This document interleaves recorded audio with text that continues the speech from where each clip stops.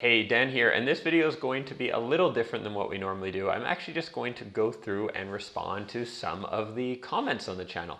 Some of these I have responded to already personally, some I haven't, but I thought it would be a fun video to make.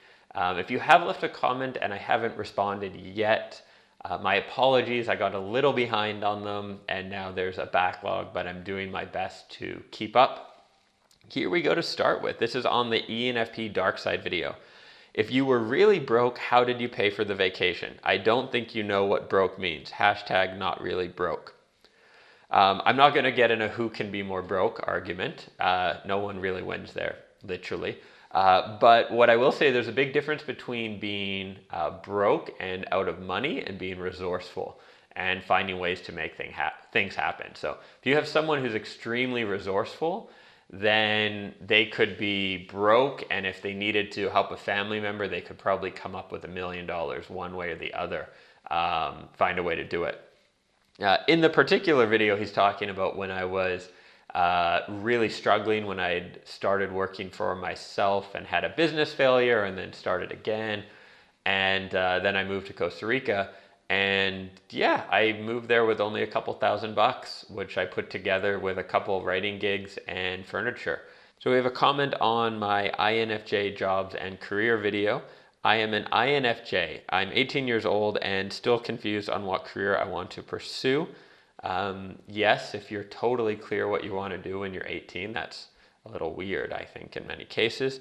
My social anxiety stops me from looking into many careers like business, etc., but I always had a passion for spreading the truth and standing up for people's rights. I think having a career that allows me to change people's lives and give them justice is what will make me truly happy. So a couple things I'd want to comment on here. One is, if you do have an issue with social anxiety, and I imagine among the young people now, it's more and more of an issue with everyone doing things on text and not communicating. I've talked to friends about this, that just when someone doesn't go out for a week or something, if you're not exposed to people, social anxiety can increase. Communicating all through phones can increase social anxiety, all this stuff. So if you're only 18, I would really lean towards fixing something like social anxiety before you design your whole life around it. And you choose, I don't want to do that career just because it might be uncomfortable for me. That's not a good recipe to start living your life that way. So the second part, I love spreading the truth and standing up for people's rights, blah, blah, blah. Awesome. Sounds like a good source of fuel for you.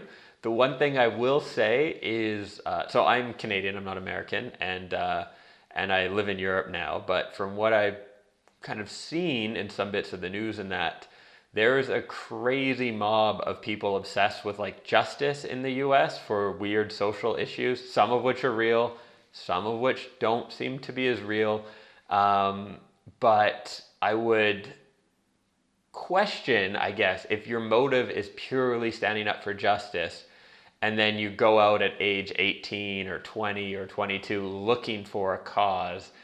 How do you know what truth is at that point? How do you know what necessarily is right and wrong? So go down that route. It sounds like a source of fuel for you, but before you start protesting and breaking windows or whatever else, ask yourself, question your motives behind it and everything else, I would just say, because there is some very dangerous roads people go down with trying to find justice as their motive before there's necessarily a wrongdoing there, rather than the other way around, having a wrong happen and then become justice oriented. So this comment is on my Living in Europe series, the living in Spain, France, Portugal, Germany part. Robin Hood, thank you Robin Hood, says, so many stupid cliches in this video. Typical American point of view, I guess. Europe is a little bit more complicated than generalities made by an American guy who experiences only few European cities. Good spelling, dude. Please delete this video. So I'm definitely going to delete a video I worked hard on based on your comment. Thank you for that.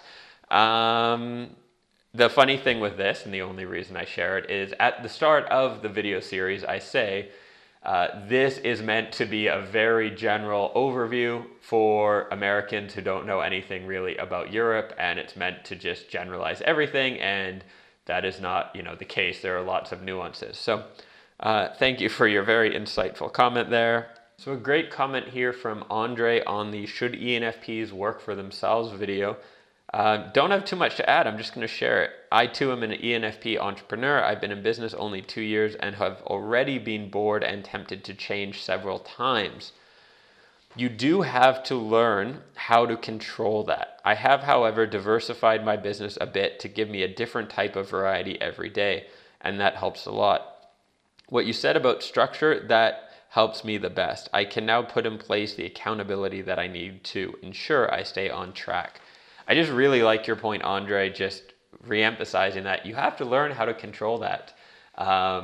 There's another video that I'm going to read a comment on, and there's some negative ENFP traits. Do not embrace those and expect it to be easy. I think some people, based on the comments, they like that. They say, oh, I'm an ENFP, I can't focus, I can never do anything, I'm going to be homeless my whole life. Like, no, like you can learn some discipline and learn how to follow through. So I just like the simplicity of you have to learn how to control that. So speaking of that comment I mentioned here, where was it? This is on my ENFP success guide video or ENFP advice. You're an ENFP when you haven't finished this video and moved on to the next one because it was a more interesting title. Oh, look, a cute bird. I get a lot of those comments from ENFPs, which I enjoy. They're funny, I guess, but I don't think that is everyone.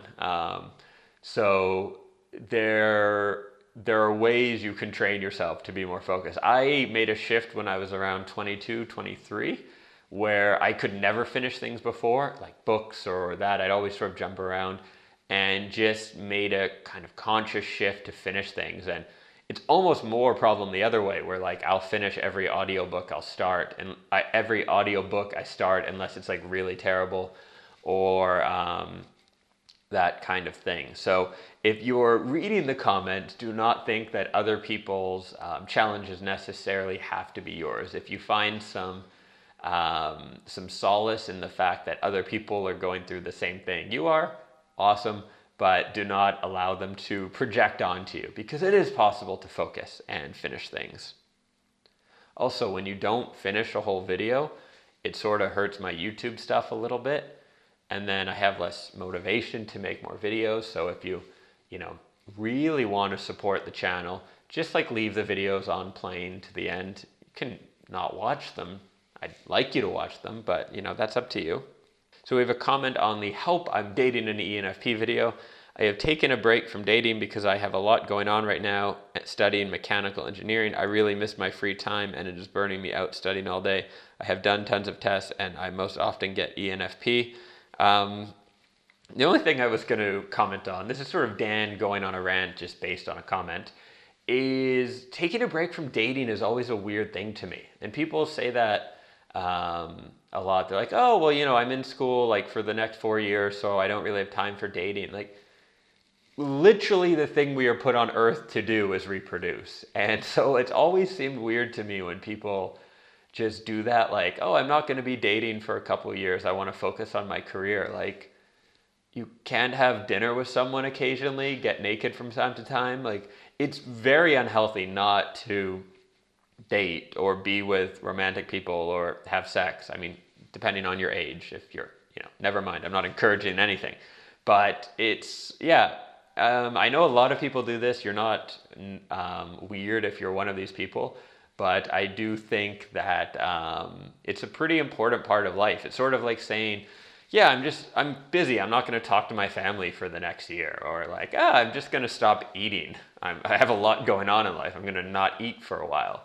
Like, human connection and the sexy kind of human connection is a really important part of our biology, our hormones, our happiness. So I would encourage you not to just arbitrarily give it up. Unless you're like a Tinder addict where you're just like 24/7 and can't get anything done, then maybe take a break for a couple months. Next one on the Careers for ENFP video. Any suggestions for jobs for someone whose passion is music? Not playing an instrument professionally myself, though. So this is something to be careful about. I think there are certain professions where you can have a passion for the topic and the day-to-day of it is not what you would expect. I imagine some aspects of filmmaking are like this, but I imagine the music business is even worse. So you're into music, you like concerts and bands and whatever else is involved with music.